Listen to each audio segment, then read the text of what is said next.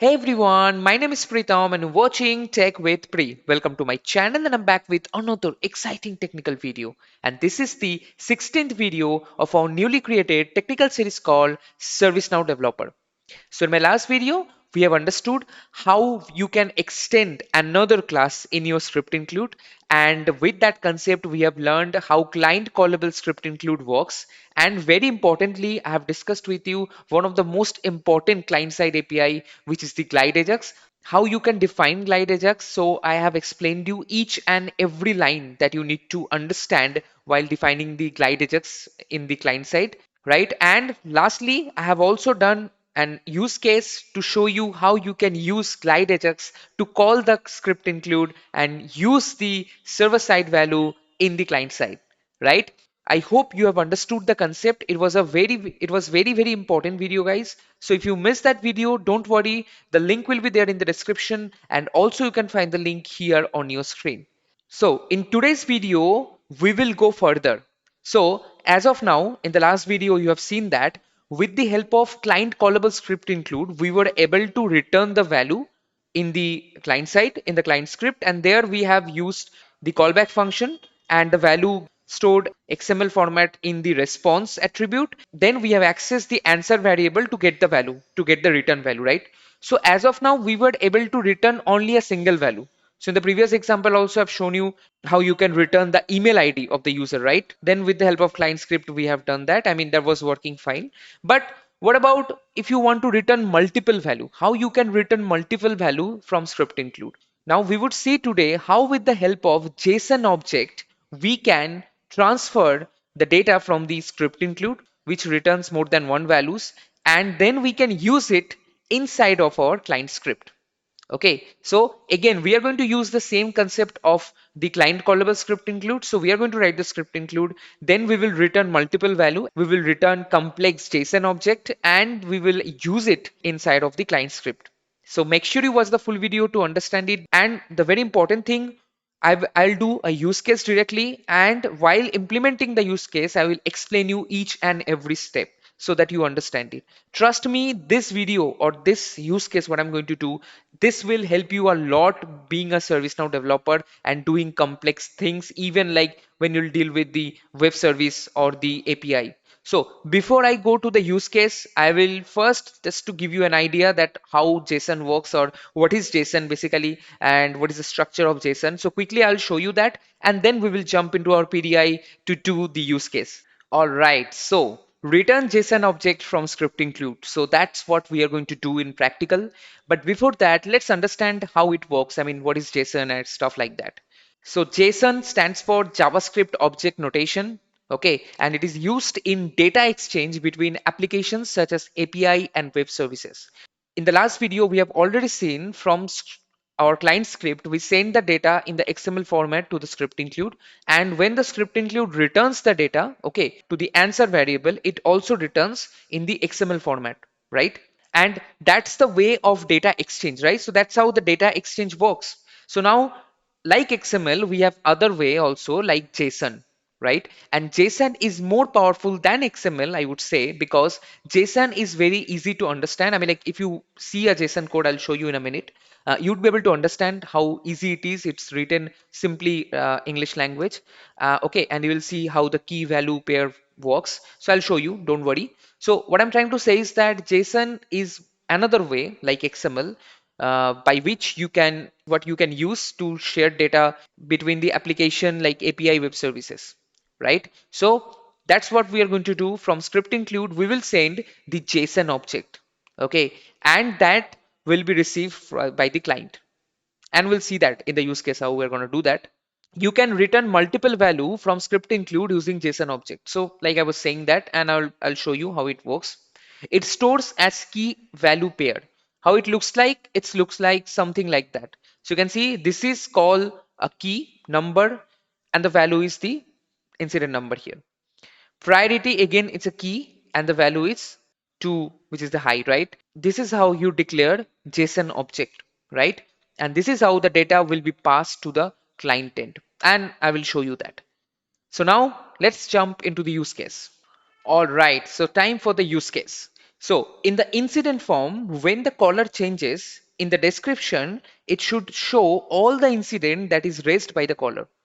So whenever I'll change the caller, like from Abel Tutor to Abraham Lincoln to System Administrator, so whenever I change any caller, so whoever the caller is selected in the caller field, in the description, at the same time, it will show what are the incident that is raised by that particular user.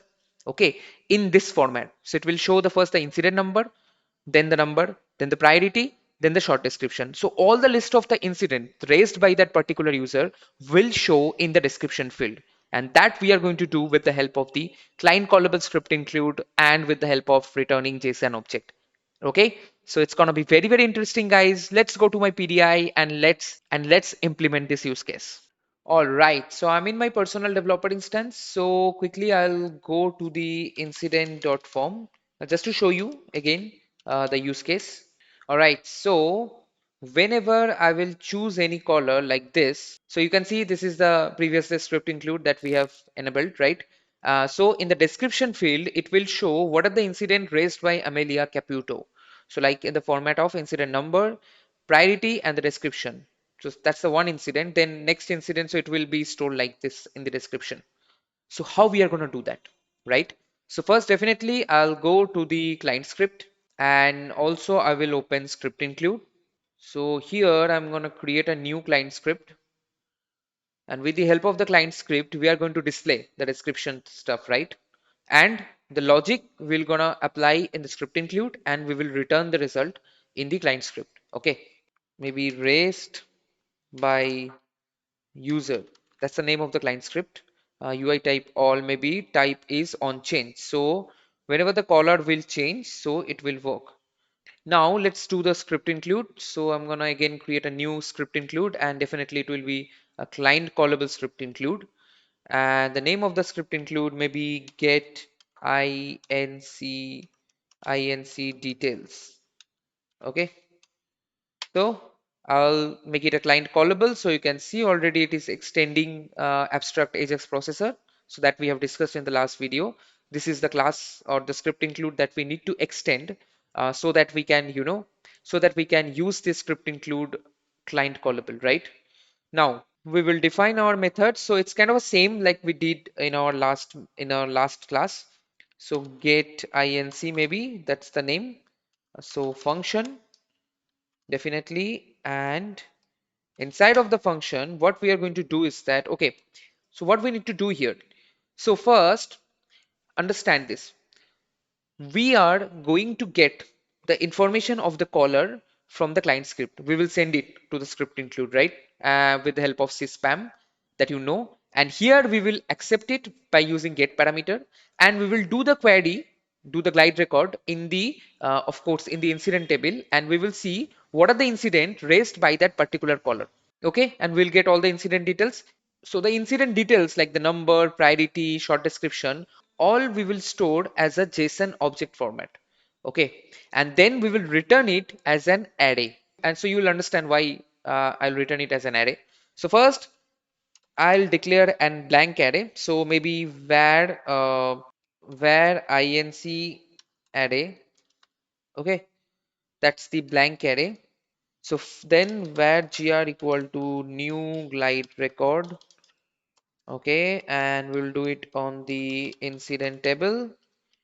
So gr dot add query, and here what we are going to do. So what we are going to do is that caller ID would be, now I will pass this value from the client script, right? So maybe the name of the variable that I'm gonna pass from the client script would be syspam user, maybe user ID, something like that. So it will return the sys ID of the current user which is selected in the caller field, right? From the client script, I will get the data and store it here. But this is not how I'm going to store it. I need to store it like this, dot get parameter, right? So get parameter is a method from this class abstract Ajax processor, right? So inside of it, I will put this variable, so which is syspam user ID, and make sure we put the same variable when we declare the client script, right? So then doing the add query. So it will give me all the details of that particular user. I mean, all the incident. Now here we need multiple values, right? The incident number, short description, and also the priority, right? So if won't work here, so while gr.next, if it is there, then first we will declare an object, JSON object. So incident details, and then just you need to write curly braces. Now inc details is the name of the object that we have created. And inside of the JSON object, you know that what we can store, right? Now, what we need is that we need the key, right? So key value pair, that is what object is. So first the key would be the number, right? So you can see this is how it works, right? This is a key and this is a value, key value. So here incident details, the first key would be number, right? First key would be number, right? And here we are going to get the number from the client object. So gr.number. So we are going to use toString method here so that it can return the string value of the number field. Then the second key, so this is the first key, right? Number and then the value. So the one pair is done. We are going for the next pair. So next pair would be priority, right? So priority equal to again gr.priority, but again it will show me the number only, but I need it's high critical also something it will show. So get display value, okay. And finally I need the short description. So inc details, again the next key is the short, maybe in dsc short desk equal to gr dot short description dot again. I'll make sure that I'm getting the string value only, so I'll convert it on string.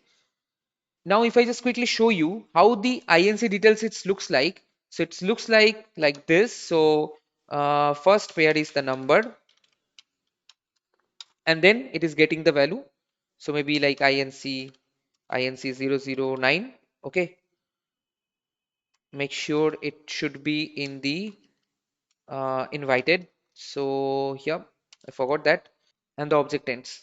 So this is how the key value pair is actually like this for the first record. So for the while loop, for the first record, suppose I got the user able tutor, so who has 3 or 4 records. So the first record, this is how it stores inside of object key value properties, right? So for the next record, it will store another object like this. If I just copy and paste this for third incident, it will be like this.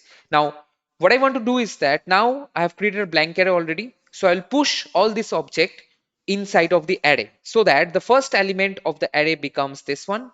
This is the first element of the array, second element of the array, and the third element of the array, right? And then we can easily access each of those elements from the client script. You got the point, right? So that's what we are going to do. And that is the reason I'm going to like say inc array dot push. And there I'm going to push the object, that is the inc details. That's it. Now, very importantly, now I have to return, right? I have to return something. That's what we do from script include. That return value will go to the callback function, to the response attribute, right? So now here's the thing. Now this is a JSON object which is stored in an array that we are trying to return. While you return something from the script include, it should be always in the string format. It has to be string. So in the last example also I've shown you that it while returning in the XML format, I've shown you that value of the answer variable actually it stores in a string format, right? And it returns to the client side. Now this is the JSON object which I'm returning with the help of an array, right? So that won't work. So I have to convert it with a string, in a string. So how I do that? So there is a very powerful method json.stringify. So json.stringify, this method, all I need to write the name of the inc array. That's it. Now it will return the string version of this array. So I'm going to save it right now. This is the client callable script include, and as it is, so I have to give a role here. So I'm going to choose admin. Okay. So I think there is some missing. Okay, I missed the comma. So I'm gonna save it, admin. All right. So an ACL has created. Fine. All this stuff we have seen in the last video. Okay, so in the client script, so I'm gonna create the glide ajax object first. So where ga equal to new glide ajax, because we need to call the script include. So I need to mention the name. This script include name. That's it. Then you know that already I've done in the last video, explained you each and every line. So here I am going to pass syspam underscore name. That's a reserve variable again. And here I going to pass the name of the method, which is there in the script include, which is the get inc done. Then ga dot add param, and again I'm gonna pass this time syspam, and remember this is the one syspam user id, and I'm going to pass the parameters. So g underscore form dot get value, and here we are going to pass the caller id. So it will take the sys id and store it in the syspam user id. It will go here and do the query. Okay, so now here's the thing. You remember we have used get xml, right? And then we choose a callback function, and then we declare the callback function. So in the response that we get from the script include the XML format, so there we look for the answer variable, right? Because answer stores the value. So we went like response XML dot document element dot get attribute, something like that, to get the answer variable. But there is another convenient method which is available inside of glide ajax class, which is the get XML answer. So get XML answered directly stores the value of the answer. So you don't need to do all this response XML, all this stuff. So I need to give the callback function name. So maybe inc detail. Okay. So function inc detail, and here response again. Now the response attribute, it's directly storing the return value, the answer variable actually. So the answer variable is nothing but the string format of this JSON.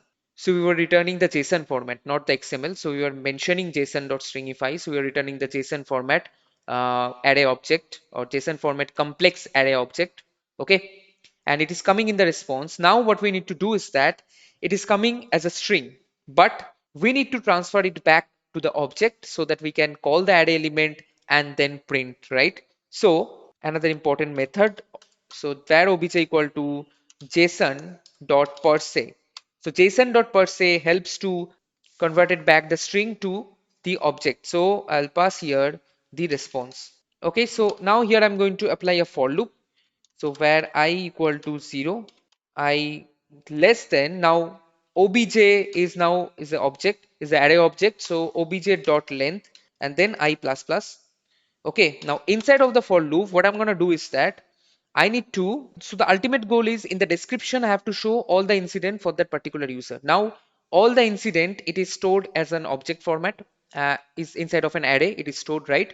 So what we can do is that now we can store that thing in another array.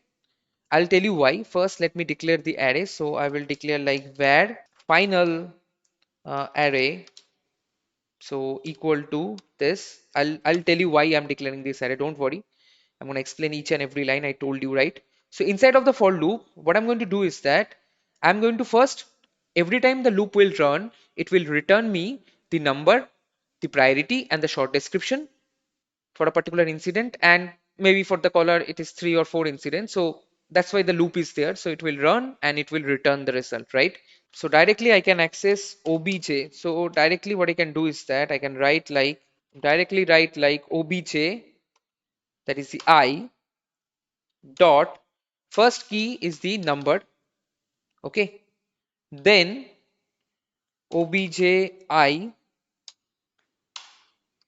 dot priority, that's the second key, and then plus obj I dot short desc, right? That was there. So if I just quickly go short desc.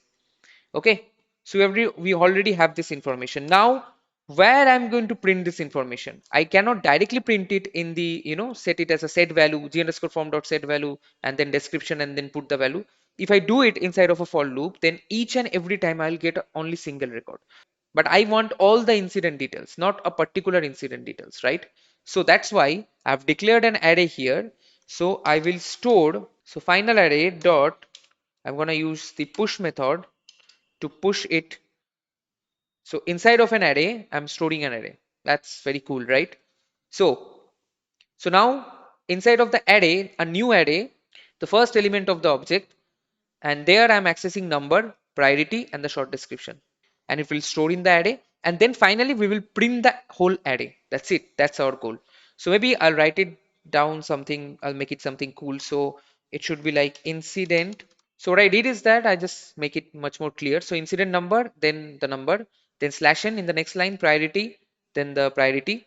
Okay, priority. So I'm accessing the value from the object. All right. So finally, out of the for loop, I'm going to do g underscore form dot set value.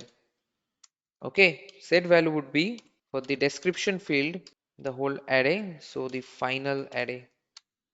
Let's see if it works or not. So I'm going to save it first.